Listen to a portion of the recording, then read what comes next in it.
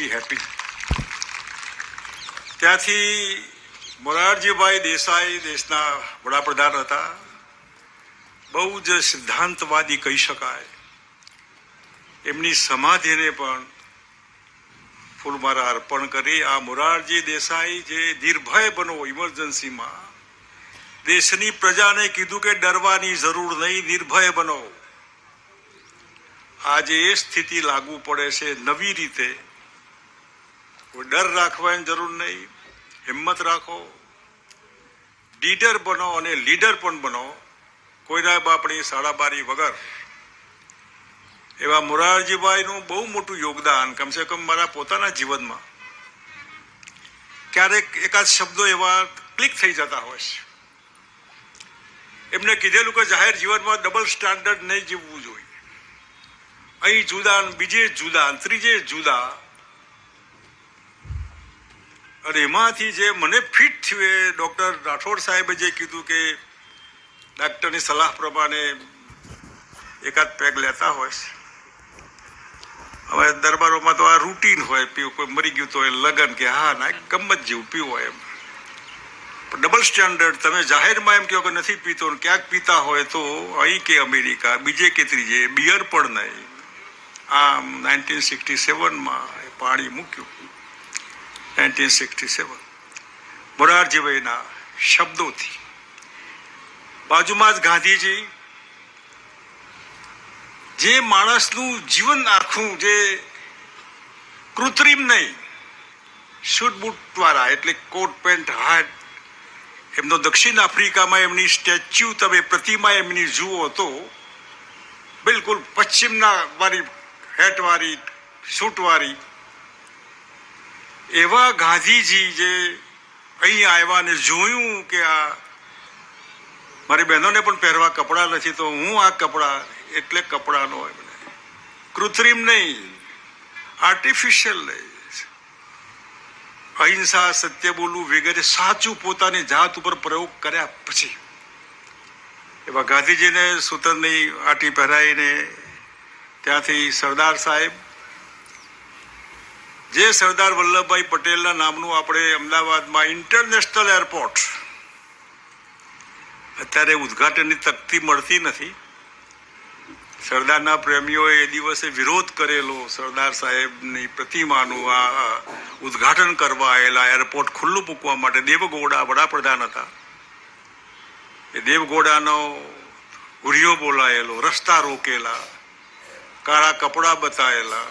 કેમ કે સરદાર વલ્લભભાઈ પટેલને હું ગુજરાતનો એક મુખ્યમંત્રી કેબિનેટના ઠરાવ કરીને આજથી સરદાર વલ્લભભાઈ પટેલ ઇન્ટરનેશનલ એરપોર્ટ એ પસંદ હતું કે નહીં એનો એ સવાલ છે. અને ત્યાંથી સીધા ડૉક્ટર આંબેડકર. આ દેશના છેલ્લા 100 વર્ષમાં 2 લોકો જે દુનિયામાં કોઈ દેશ પાસે નથી પેદા થયા. એકનું નામ છે ડૉક્ટર મનમોહનસિંહજી, દેશના 2 વખત વડાપ્રધાન રહ્યા. એ વડાપ્રધાન ન રહ્યા હોત તો આજે રૂપિયો 100 પાર થઈ ગયો હોત ને આ દેશના નાણાંની સામે કે એક્સપોર્ટ ઇમ્પોર્ટની સામે કોઈ જોતું ના હોત. એને કરેલી મહેનત, અતિશય બ્રિલિયન્ટ, વિદ્વાન, બુદ્ધિશાળી, ભણેલા ગણેલા, ક્વોલિફાઈડ. અને એમના કરતાં પણ વધારે ભણેલા ગણેલા દુનિયાના કોઈ દેશ પાસે આવી હસ્તી નથી. દલિત પરિવારમાં જન્મેલો આપણો ડૉક્ટર ભીમરાવ આંબેડકર વડોદરા સરકારની મહેરબાનીથી પ્રદેશ ભણવા અને જે ભણ્યા કલ્પના ભારનું. અને એમને એમના સમાજને કીધું કે શિક્ષિત બનો. આ બધાને લાગુ પડે, શિક્ષિત બનો. જે દુનિયામાં તમે આટલી બધી ડિગ્રીઓ કલ્પના ભારની, એવા મહામાનવ કહી શકાય. એમની પ્રતિમાને સામે હિન્દુ ચાચા, ફકીર માણસ, જે નહેરુ કરતા મોટી સભા થાય, દેશના વડાપ્રધાન નહેરુ હોય ને, હિન્દુ ચાચાની સભા હોય તો લોકો હિન્દુ ચાચાની સભામાં જાય. તેનો તાપ એવા હિન્દુ ચાચા જેના લીધે મહાગુજરાત બન્યું. એમની પ્રતિમાને ફૂલ્યમાળા કરી અને અહીં આપણી વચ્ચે કાર્યાલયનું ઉદ્ઘાટન કર્યું. આદિવાસી સમાજના ભાઈ બહેનો વચ્ચે એમની મંડળીનું નાચતા કૂદતા આપણા વચ્ચે એમને લઈ આવ્યા છે. આ કરવાનું કારણ શું? આજે આટલા બધા પક્ષો છે. પક્ષો આવવાના ને જવાના, પક્ષો કાયમ ન હોય. જે જનતા પાર્ટી 1977માં સરકાર લાવી, ક્યાં છે જનતા પાર્ટી, સ્વતંત્ર પાર્ટી, સામ્યવાદી પાર્ટી, સમાજવાદી પાર્ટીઓ, ગુજરાત જનતા પાર્ટી, એટલે પાર્ટીઓ તો આવવાની જવાની, પણ જાહેર જીવનમાં કેવા પ્રકારના લોકોના હાથમાં સુકાન છે એમનું, એ મહત્વનું છે. આ મજાક નથી. એક ખ્યાતિ હોસ્પિટલ હોય કે બીજું કે ત્રીજું દુનિયાભરનું, જે રોજ તમે કાલે શું હશે એ કલ્પના હોય. આપણને એવું લાગે કે આવું તો સરકાર ક્યાં, આમાં વહીવટનો કંટ્રોલ કેમ નથી આ? અને બધા જ એક પાર્ટીના મહેરબાનીથી બદમાશી કરે. ગુંડો હોય, બદમાશ હોય, બળાત્કારી હોય અને પબ્લિક એને પથરા મારતી હોય, ત્યાં એક પાર્ટી એને પોતાની ટોપી પહેરાવે ને ખેસ પહેરીને બહુમાન કરે, બધા એને પગે લાગવાનું. પણ કોઈ સમજાવો તો ખરા શું છે આ, શેના માટે? જાહેર જીવન એ આખી પ્રજાને કન્સર્ન લાગતો વરગતો વિષય છે આ. અને અમે લોકો જાહેર જીવનમાં ડબલું કૂટવા નથી આવ્યા. જાહેર જીવનમાં કંઈ લેવા આવવાનું ન હોય, મેળવવા આવવાનું ન હોય, MP MLA બનવા આવવાનું ન હોય. થતું હોય થાય, ના થાય ન થાય. તું એ ફેંકી દીધેલો નહીં જોઈએ. સત્તા સર્વે સર્વા ન હોઈ શકે, પરંતુ એવા ટૂંકા મનના લોકો જેને ભગવાને બુદ્ધિ નથી આપી કે આ શેના માટે આ પાર્ટી કરી, બી ટીમ BJPને જામે, એમની હેસિયત શું, જેને કંઈ ખબર જ નથી, જેને ઇતિહાસ ખબર નથી, જેને લોકોના અંદરના પાર્ટીના ડખાની ખબર નથી. પાર્ટીઓ શું કહેવાય? આ પાર્ટીઓ આજે માલિક પ્રજાનું હિત, પ્રજાનું અહિત, પ્રજાને જીવતી રાખવી કે મારી નાખવી, મોંઘવારીમાં રાખવી કે બેકારીમાં કે ભયમાં કે ડરમાં કે મજા કરાવી, એમના હાથમાં છે. એ કોણ છે એ લોકો? મેં 67, 70 અને 30, 20, 50, 55 જેટલા વર્ષ થયા હોય એટલા વર્ષથી એક્ટિવલી જાહેર જીવનમાં સક્રિય રીતે, ઇનડાયરેક્ટ નહીં, ડાયરેક્ટ. આજની બધી પાર્ટીઓ, એટલે આજની તારીખથી, ગઈકાલથી 1967ની સતત પાર્ટીથી માંડીને આજ સુધીની બધી પાર્ટીઓના નેતાને વ્યક્તિગત પર્સનલ ઓળખું, આખા દેશના, કોઈ એક રાજ્યના નહીં, બધાને વ્યક્તિગત. કોઈ એપોઇન્ટમેન્ટ લીધા વગર હું એમના ત્યાં જઈ શકું, ચંદ્રશેખરજી વગર કોઈ પણ હોય. એના આધારે આજે હું કહું છું કે મને માફ કરો, આ પાર્ટીઓ મેચ ફિક્સિંગથી ચાલે છે. એકબીજાના ભોગે મેરિટ્સ વાળા કાર્યકર્તાને કેમ પૂરો કરવો, એ દોડતો હોય, હરીફાઈ કરતો હોય, તેના ટાંગને કેમ ટાંગ અડાડીને એને હરીફાઈમાં પાછો પાડવો, આ ધંધા ચાલે છે. જો તમે એક જ પાર્ટીમાં જેને તમે પરિવાર કહો, મહેરબાની કરીને પરિવાર શબ્દ કાઢી નાખો. પરિવાર નથી. તમારો સાથી કાર્યકર્તા તમારા કરતા જો મજબૂત હોય, અસરકારક હોય, કાર્યકર્તા કે પબ્લિકમાં લોકપ્રિય હોય, તો એને કેમ પૂરો કરવો? અને એના માટે સામેની પાર્ટી જેના માટે લડતા હોય એને હાથે મળીને એને જીતાડવી. સમજાવો તો ખરા. તો આ પાર્ટીમાં શું કામ છો? એ પાર્ટીમાં જાઓ ને. હું જે પાર્ટીમાં રહ્યો એમાં ક્યારે કોઈ દિવસ એમાં ગડબડ નહીં કરતા. ના ફાવે તો કંઈ નહીં, ઘેર રહો તમે. એટલે આ જે મોટું રોગ તમે પણ સમજો. માટે હું જાહેરમાં કહું તો ચીટર હોય તો મારી હાથે નહીં આવતા, તેલ ચોપડીને આવતા હોય તો નહીં આવો, સરકી જવાનું હોય તો. બદમાશ માણસો નહીં જોઈએ, એનાથી લોકો હેરાન હોય, એ બી મારે બી એને જ મૂકવાના હોય, નથી મૂકવા. એટલા માટે એક જ પાર્ટી, જે પાર્ટી એના અંદરના લોકોનું પહેલા પૂરું કરવું, બીજી પાર્ટી એ પાર્ટી માટે બધું જ કરવા માટે પોતાની પાર્ટીના કાર્યકર્તાઓનું ગળું દબાવવું, અહિત કરવું. શું કરવાનું? BJP કેમ છોડ્યું? કોંગ્રેસ કેમ છોડી? ઘણી વાતો કહેવાતી નથી હોતી, જે મારા સ્વભાવમાં નથી. કોઈનું જાહેર જીવનમાં ભ્રમમાં રહેવું, બાંધી મુઠ્ઠી રાખવી, કહેવાનું મન ન થાય. અને એટલે મેં જાહેર જીવનમાં મારી જિંદગીમાં મેં ક્યાંય ટિકિટ નથી માંગી. પણ ટિકિટ આપો, લોકસભા, વિધાનસભા, રાજ્યસભા, ના. આ પાર્ટી કે પેલી પાર્ટી ગમે તેમાં, અને મંત્રી બનાવો, ના. તમે આના માટે નથી. તમે તો જનસંઘમાં પડ્યા હતા, જેમાં પહેલી કન્ડિશન હતી કે તમારે એમએલએ અને એમપી નહીં બનવાનું. આ કન્ડિશન તમારે માન્ય કન્ડિશન, તો ક્યાંથી બીજું બધું આવે? એટલે આજે જે રોગનું મૂળ છે એક જ પાર્ટીમાં મેચ ફિક્સિંગ, હામી પાર્ટી સાથે મળી જઈને મિલી ભગત કરીને, કાવતરા કરીને, કોન્સ્પિરસી કરીને, જે કરવાનું કરીને પોતાની પાર્ટીમાં મેરિટ્સ વાળો વર્કર હોય એને પૂરો કરો. અને મેરિટ્સ વગરના લોકોનું શાસન હોય, કાવતરાબાદ કે ક્રુઅલ લોકો કે આવા રીતે કોન્સ્પિરેટર જે લોકો કહી શકાય, એમના હાથમાં કમાન્ડ હોય પાર્ટીનો, કાર્યકર્તાનું શું થાય? પછી તો આવા બુટલેગર હોય એને જ પગે લાગવું પડે. સ્ટેજ ઉપર તો સ્વાગત એનું થાય, બળાત્કાર એનું સ્વાગત થાય, પોન્જી સ્કીમ વાળાને ટોપી પહેરાવવામાં આવે, બધા સાષ્ટાંગ કરે, અધિકારીઓ કરે. મૌન રહેવાનું. આમાં બી ટીમ, સી ટીમ, મને કોક તો સમજાવો, શું લેવાનું, શું લીધું? આટલા વર્ષના પબ્લિક લાઈફમાં કોઈ મને કહે કે બાપુ અમારી પાસે કઈ લઈ ગયા, અમને છેતર્યા. કાર્યકર્તાઓને હાથમાં રાખીને મોટા કર્યા છે. આમ હા, મેરિટ્સ વાળા, ચાપલુસ નહીં.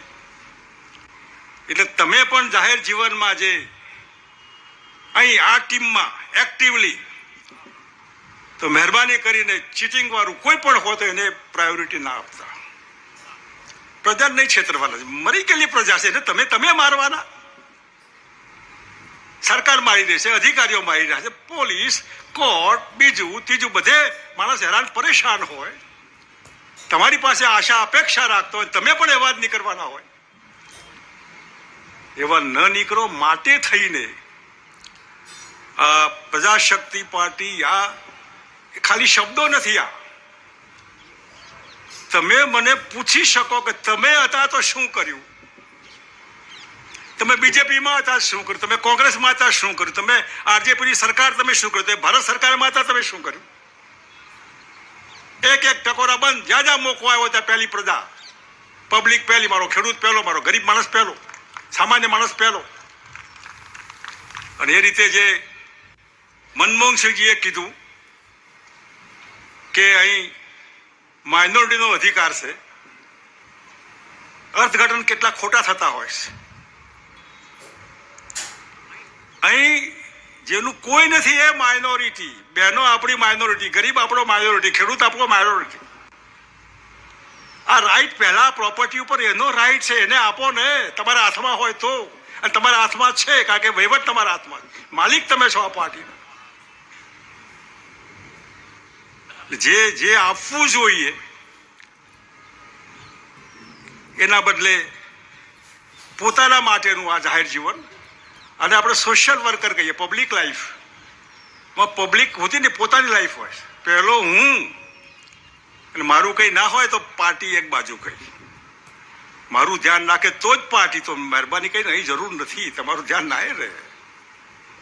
ધ્યાન તો પ્રજા દુઃખી, પરેશાન, કલ્પના બહારની પરેશાન, કલ્પના બહારની. ઓહો, આ મને કઈ આ હવા જ નથી થયો, કઈ ભોગવવાનું બાકી નથી ને કે મુખ્યમંત્રી પદ શું કહેવાય, વિરોધ પક્ષનું શું કહેવાય, એમપી શું કહેવાય, મિનિસ્ટર શું કહેવાય. આ જીવ મરે, લોકોની વાત સાંભળીને આપણને જીવ મરે, લાગણી થાય કે આનું શું કરે, તમે કંઈક કરો, તમે કંઈક કરો.